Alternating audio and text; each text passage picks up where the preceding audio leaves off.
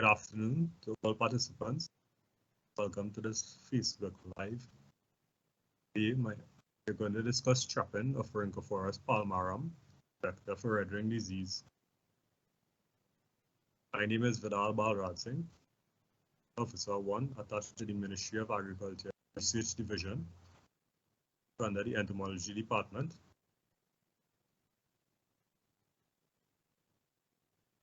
Rhynchophorous palmarum. This is the scientific name of the pest we are talking about. Also known as the South American palm weevil, coconut palm weevil. This particular pest affects 35 plant species from 12 different families that are predominantly found on palms. This pest is a major pest on coconuts in Trinidad and Tobago. How the pest affects the coconut? The larvae feeds on the vegetative tissues of the palm physically and also causes secondary infection. Adults are vectors of Redring nematode, Staphylococcus cocophilus, also causes the Redring disease. And at this pest here, the average size of it, the length, 29 to 40, and ranges in a width of 5 to 80 millimeters.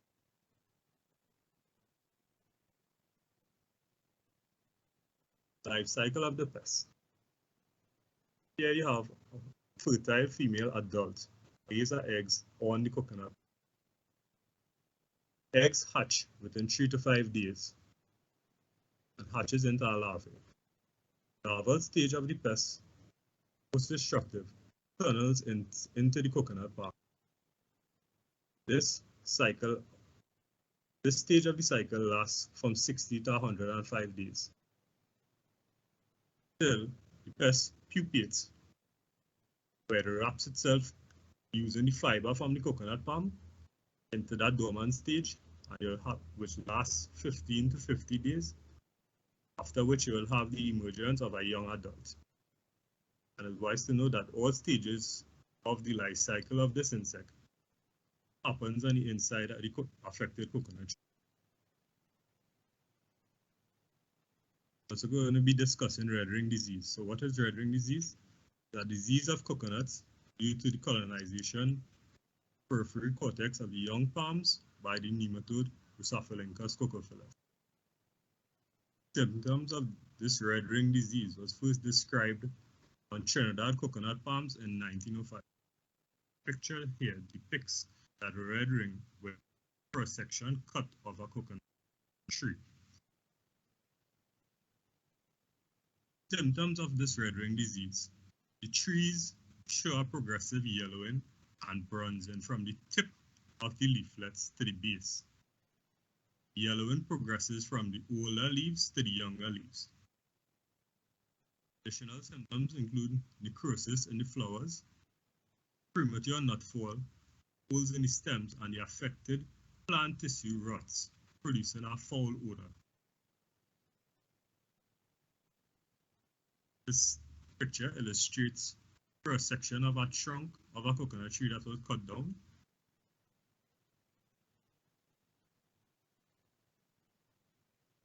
And in the cross-section, it reveals this distinct brownish to red ring, where it is said that the concentration of the nematodes is higher, and you could also see tunneling damage caused by the larvae of the vector Rhynchophorous. Once the trees become infected with Redring disease, within 6 to 16 weeks, trees will die. How Redring disease is transmitted. You have a young susceptible coconut tree in the ages 3 to 10 years old. Coconut palm weevil visits the tree and oviposits eggs, and also by this deposits the nematode which causes the Redring disease. Eggs hatch into grubs or larvae, and they start feeding on the vegetative tissues or soft tissues within the palm crown region. Also, the nematode invade the plant tissues and roots, resulting in a reduction of the plant ability to take water and nutrients. Management of red ring disease. Critical point to note here is field sanitation. Early detection of the disease in the field based on the symptoms we discussed before, and destruction of the infected palms. How are you going to treat with the infected palms? You're going to cut down the tree, chop them into smaller pieces, keep them together, as being illustrated here in this picture, and you're going to treat particularly the crown region with an insecticide at a 2-week interval until the material is dry enough that it could be burnt. Key to managing red ring disease is really to manage the vector, which spreads the disease from one tree to the next. Hence, we are going to talk about trapping the vector, right, the palm weevil. Adult palm weevils are attracted by chemical compounds from the coconut tree because it's an important food source for them. Adult palm weevils are also attracted by a male aggregation pheromone. This pheromone, males release it to attract other males and also females to our area because of a food source. So, in terms of our trapping, it's going to be a combination of both a food source and a pheromone. Let's discuss early trapping methods. In the 1970s, researchers developed this guard basket, right, that is illustrated in this picture. What we are looking at is a wire mesh, roughly 3 feet tall, 1.5 feet in diameter, that contained chunks of diseased coconut tree plant material that was treated with an insecticide. These baskets were placed out in coconut estates on the ground, and they were treated with the insecticide and placed there to attract the weevils to the basket. Weevils would visit, feed on the infected plant material, and die. Some of the issues with using this, it was a bit heavy, it was labor intensive in terms of construction and maintenance because the materials will have to be replaced every 2 weeks, and you also had to have infected plant material need to replace in the basket. So researchers, they started to look at different trapping methods to capture the so this first picture, it will illustrate a glass jar covered by a plastic bucket with rectangular holes for entry of the weevil. This picture here illustrates a 5-liter full oil container, and in this trap they use commercially available pheromone to attract the weevil into the container, pass through these flaps or windows, enter the container, and in here they would have sugarcane cut into pieces and treated with an insecticide. This trap here illustrates 2 2-liter bottles, one cut across and the other one inverted into that one to form a funnel type trap. Those will enter through these windows, trapped at the base of the bottles. And further down in this presentation, we're going to discuss a lot more trapping and the methods to construct a better trap. As mentioned before, there's a commercially available pheromone lure that attracts the weevils and is critical in terms of trapping them, killing them. This picture illustrates what the pheromone look like, the packaging, and these are available at agro shops throughout the country. When the package is open, this is what the pheromone looks like. Pull on the sachet to hang the pheromone, and in here you will notice a blue liquid, the scent of the pheromone. This picture illustrates the amount of weevil captured within this trap after 1 month. Effective. During the period 2019 to 2020, Research Division, under the supervision of the entomologist Mr. Amal Baksh, along with myself and other staff members, conducted a field trial using bucket traps without any form of insecticide for the management of Rhynchophorous palmarum.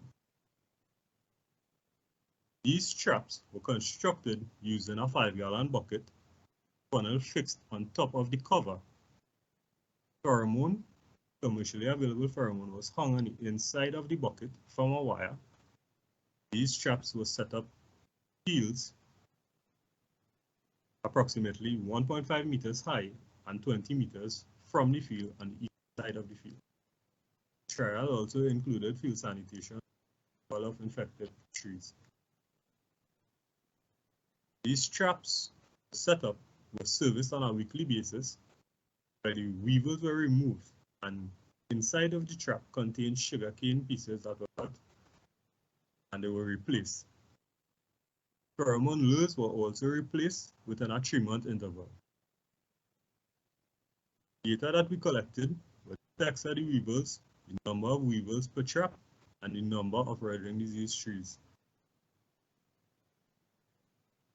In terms of results,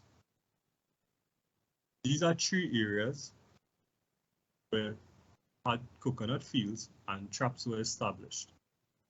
Looking at the total amount of weevils in our area that were captured, then an 11-month period collected a total of 997 weevils. In the New Grant area, we collected a total of 1,189 weevils, an average of 54. And in the Maloney area, we collected a total of 831 weevils, average of 38 weevils.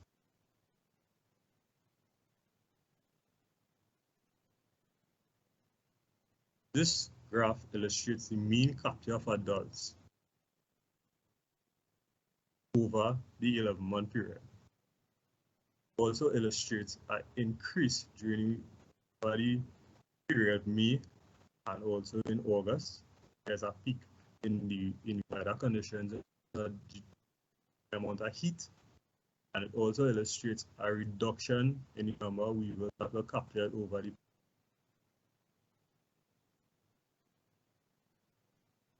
data that we also took measured the mean capture of males and female adults over the 3 locations. What it basically shows that pheromone trapped both male and female weevils. There wasn't a significant difference in terms of which sex of weevils that the pheromone was able to trap.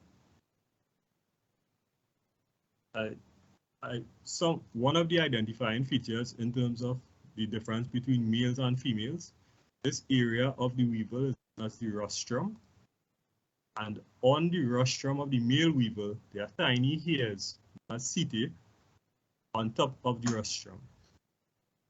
And this is one of the main differences in terms of identifying a male weevil, female. The female has none, no setae on the rostrum.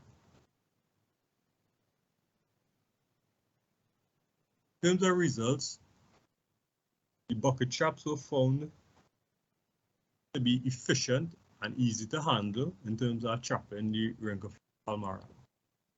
Trap didn't involve the use of any insecticide, so there's one less cost to the farmer, and also reduce the exposure of the farmer to additional pesticides. Recent studies out of South America showed that these bucket traps placed on the ground and netting on the outside of the trap captured more weevils. They recommend the way the trap should be set up. Now we are going to discuss the materials needed to construct one of these bucket traps. Here we have a 5-gallon bucket with a cover, a 6-inch funnel, 16 inches of tie-in wire, a 18-gauge tie-in wire, suffice a pliers, marker, a utility knife, and a glue gun. We'll have some agricultural shade netting, roughly 38 inches by 18 inches.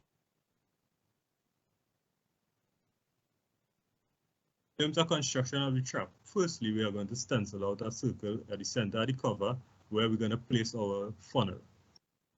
We actually use the funnel here to create the circle.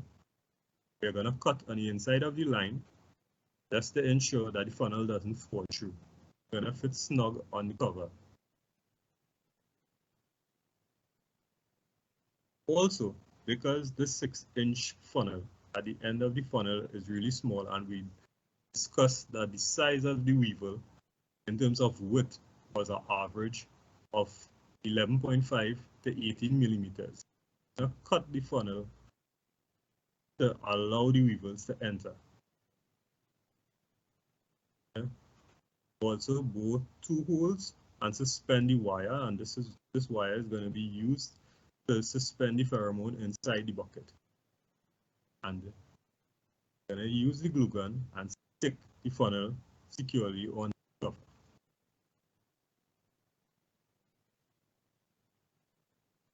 Once the trap is set out in the field, water is going to enter through the funnel by rain. So we're going to bore some fine holes at the base of the bucket to allow the water to drain out. Then we're going to use the agricultural shade netting, the glue gun, and stick it on the surface of the bucket and also on the cover. Picture number 12 here illustrates what the trap finally look like. The funnel secured on the cover, have the agricultural shade netting around the surface of the bucket.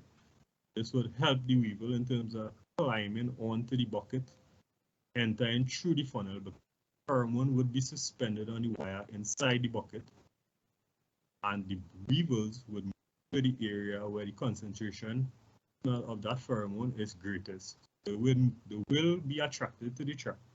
They will walk up the bucket and enter into the funnel. In terms of installation of the funnel bucket trap, what you're going to do here is open the packaging of the pheromone, suspend it on the wire. Once doing this, you should be careful not to touch the pheromone on the surface of the bucket. And try to have it suspended on the inside of the bucket without touching the bucket. I'm also going to cut up some pieces of sugarcane, roughly 8 inches long, and split them down the center. You're going to add that to your trap, and you're going to set out your trap. In this picture, it illustrates we used a stake and tied the bucket onto the stake, just to ensure that the trap doesn't fall over or any animals turn over the bucket or that. Now, in terms of servicing your trap, after setting up this trap, you're going to look at it and service them within 1 to 2 weeks time. When you open the trap, you're going to find these weevils here. They're going to be alive. Didn't add any killing agent to this. Weevils, you could collect them into a bag and burn them, or you could physically crush the weevils, or you could freeze them, put them in a bottle and freeze them. These are all different ways in terms of killing these weevils. Also, the food source in here need to be replaced. So you're gonna use sugarcane and add fresh sugarcane. Pheromones, as indicated, should be replaced within 3 to 4 months. And just by looking at the pheromone, burn it up in the sun, you will see if it is the chemicals had dried out from the pheromone itself, and that will give you a good indication as to changing. As a farmer, you should record the amount of weevils being captured so that you could evaluate whether the traps is being effective in terms of reducing the population.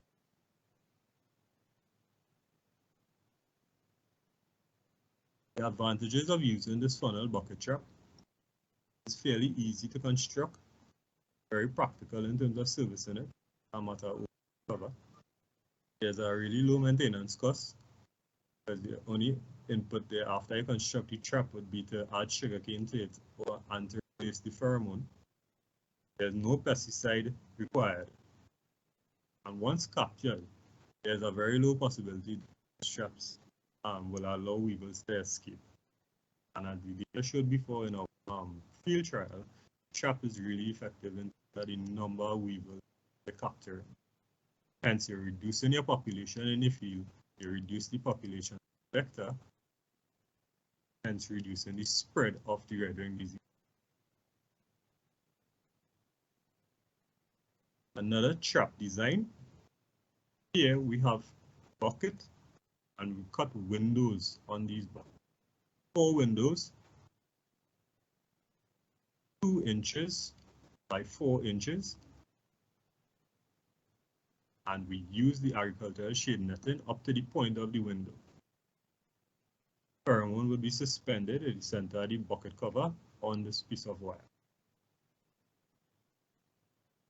Again, in terms of installation of this trap, you're going to add your sugarcane again, but you would need to add a killing agent because the same way that the weevils enter the bucket, be able to fly back out through the window. So by adding this insecticide, you could use something like Averil and dust it onto your sugarcane. You would come in contact with it and also feed on the sugarcane. Insecticide would kill them. Again, you attach your pheromone to the wire, and the trap is ready to be installed in the field. We recommend that you use 1 to 2 traps per hectare. Although my presentation is based on bucket traps, trapping weevil, one of the key and critical points that I need to re-emphasize is field sanitation and the early detection of red ring disease trees and removal of picture. It will illustrate farmer cutting down the infected trees based on the symptoms that we described and the treatment of the trees with insecticide.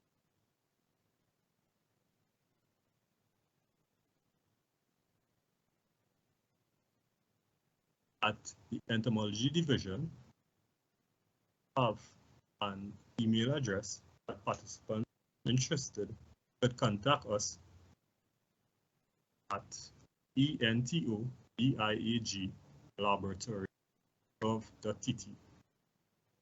If it is participants require field visits, field visit. You can submit your name, contact number, and address. And if you have pictures of pest problems that you're having, you can also submit that, and those will respond to you.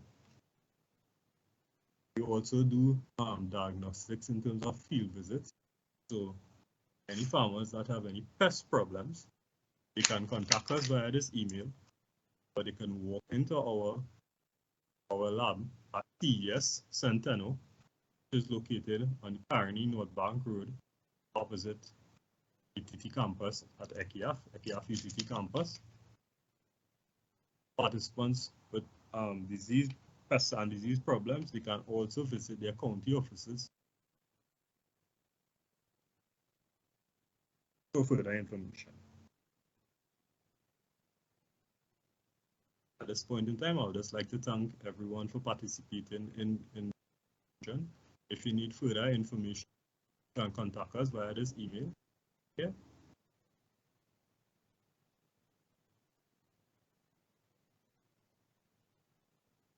And also, if you have further questions about setting up the trap, you can contact us here. Leave a comment in the chat and we will respond to you. Thanks again for the presentation and your time.